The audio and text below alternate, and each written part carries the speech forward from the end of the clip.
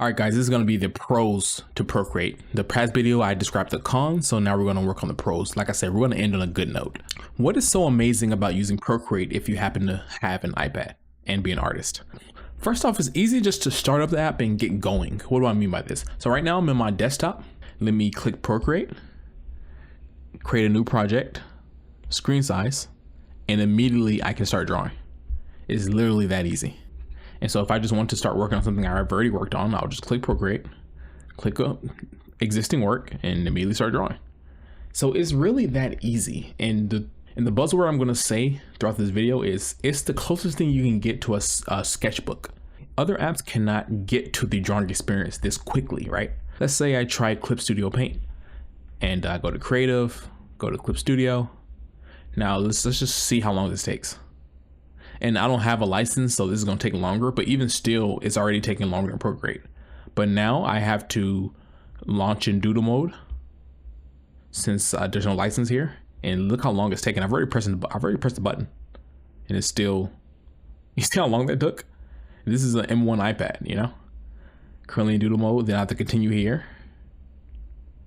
And finally, I can start drawing. So let's say I want to do a new project. File.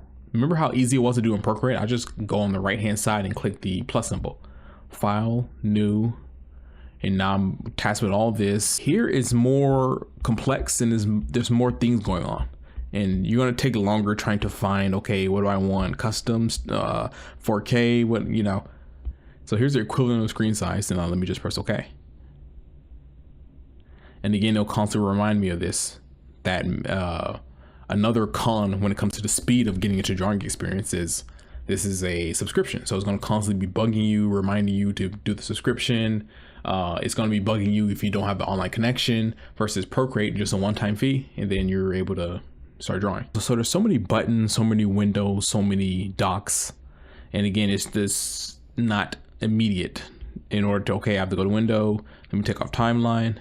Cool. Let me take off the command bar. Cool. Okay. Now let me remove the quick access menu. Cool.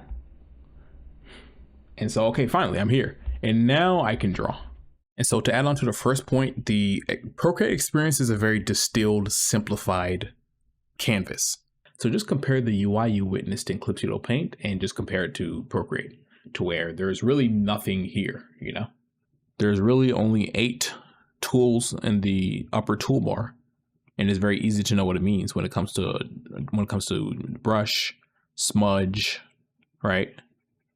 Erase, and then layers. And also, sorry, 9. So there's colors too, right? So you don't really need to know, you don't really need to have any past digital art experience in order to pick up Procreate, right? And then the ones to the left are a little more complicated, but they're still add on to the kind of fundamental tools that any drawing app has, to where I have move here, very easy to know this is what this does. And here you have the marquee or the select tool where you can just easily enclose, and then you're able to manipulate just this, right? So if I just want to draw, I can only draw within here, or, you know, you can move just this. And so, yeah, it's very simple. And you have the adjustments tool, to where here there's more options, but you get your, you know, adjustments when it comes to liquify, when it comes to hue, saturation, brightness, things that every software has. And really, Procreate has the iPad experience, if that makes sense, when it comes to how iOS does things. Are just more user-friendly than other, you know, phones, other operating systems. And this is a good example, to where if you on hue, saturation, brightness, and let's say I turn down the brightness, or I turn up the brightness, and if I press my finger on the screen, then you can see I can preview. So I can hold this and it'll be the original, and if I let go, it'll be preview. It's just quality of life stuff like that that makes it very easy and kind of transparent in terms of what things do.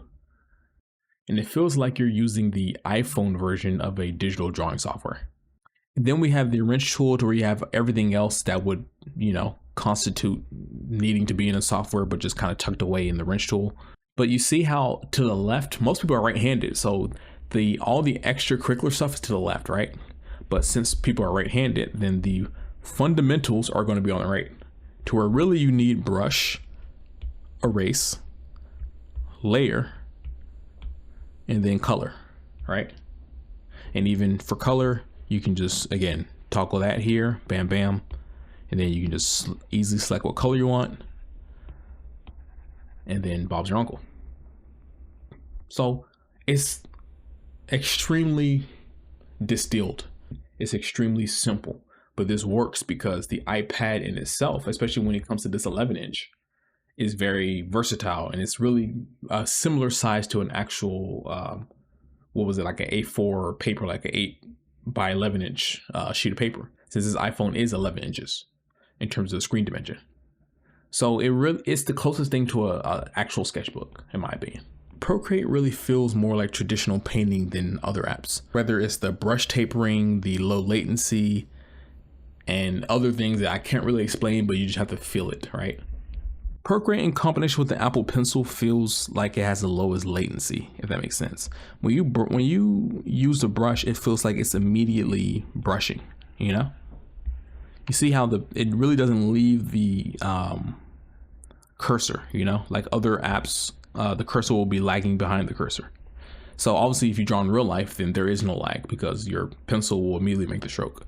So this is a quality of life feel, I guess, to where it's more of a simulation. That being said, for these newer professional top of the line devices, there's very little parallax. There isn't none, but there's very little. And so it really feels like you're actually drawing on the screen, you know?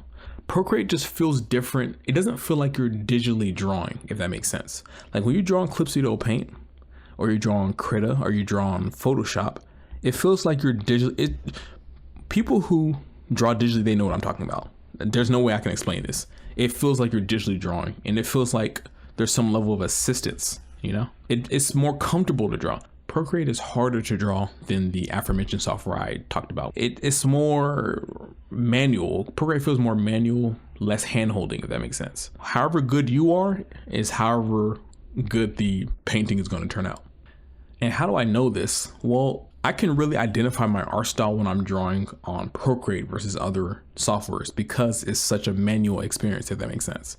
So when I draw certain things, and even when I just sketch, then I can kind of tell my type of art style, you know, when I'm doing plein air painting or I'm, you know, drawing from reference. Then the line work, like this brush, for instance, this leaky, what is this, the leaky pencil? Right here, or leaky fountain. Like, it's just a pen. There's no lag, there's no parallax, there's no, what's the thing on Clip Studio Paint? Like typically there's no stabilization that you see on Clip Studio Paint to where it creates lag on the brush. To where if I turn this up for stabilization, then you see there's more lag here because it wants to simulate an actual paintbrush of being bent as you know, paint. Generally, normal digital art softwares have this type of stabilization and features to get more straighter and more smoother lines, you know. Procreate just feels like a caveman's app, you know, to where there's just nothing. Now obviously you can turn that on Procreate, obviously, and there's still brushes that will have that, but in general I noticed that across the board brushes usually don't come with stabilization, so it's just as is. It's like drawing a normal thing, you know. However good you are is however good the things your sketch is going to turn out. So I feel like how you draw and your art style is really depicted when you're drawing on Procreate, if that makes sense. And even sketches like this, you know, it really comes out when it comes to how do you put lines on the paper, you know? So the next point is Procreate's brush engine, which I personally feel is the most robust out of any digital drawing software. So I'm not somebody who really cares about editing and fiddling with this particular type of brush, going into the brush engine, you know, clicking here and then really kind of tuning, you know, different things. And there's, you know, I don't like all that. I just like drawing, to be honest with you. Really, I like to just download existing brushes. Users have made some pretty impressive brushes and really brought out the prowess of Procreate's brush engine. See, from how I talk, you know, I like to use Procreate as a digital sketchbook, right? So obviously I'm going to prioritize pencil brushes, right? And so the pencil brushes that users have made are so awesome. Like, let's take it here. Where do I have? Where I call it PA pencils. So these are just, all of these are user created brushes that I've downloaded here and there, usually on the Procreate forum. There's like a section where people upload their brushes to assets, and it's very, very good community. So all of these brushes are just so powerful, and they really bring out the simulated nature of Procreate. Like this fat pencil brush. Some of the drawings I've done here, some of the sketches I've done here, you couldn't even tell it's a digital drawing just because of the brush. Because it's so true to form when it comes to the pencils emulating, you know? Now, obviously I'm just doing squiggly lines, but I'm just trying to show you kind of how these brushes look like before showing you examples. And so like you see how I'm tilting the pen and it really looks like a pencil drawing, you know? You see what I mean? You see the quality of the texture, right? Obviously it'd be better if you were here in person, but you know, through this 30 frames per second Galaxy Ultra camera, you can still see. And so yeah, these brushes are very good. That's what I'm trying to say. Long story short. And usually I'll go and do a sketch for each brush to kind of see how it fares in the real world. So using these brushes, let's see some things that I've done, right? So if I go to my folder Sketch Create and I just go here, then these are some original, you know, not original, but these are some sketches, mostly from reference that I've done with using these brushes. And so you see the realistic pencil right here. This brush I used to do that, you know, to where if I were to print this, you wouldn't even know it's from a, you know, it's from a iPad. And then this one right here, they're just so versatile when it comes to, you know, the variance of the pencil, and it really feels like there's lead, you know, in the drawing, right? And there's other examples to where I usually write down what pencil I was using, digital pencil that I was using when I did the drawings. But yeah, as you can see, man, it's pretty good, especially this one. It has very good strokes, you know. It's not bad at all, you know. Not bad at all. More examples. Obviously, I would just reference from photos, from comics, from, you know, movies. And that was the fat pencil earlier that I used. And they really look like, again, IRL sketches, in my opinion, you know? So, and just a little more examples. Let's see here. Realistic pencil.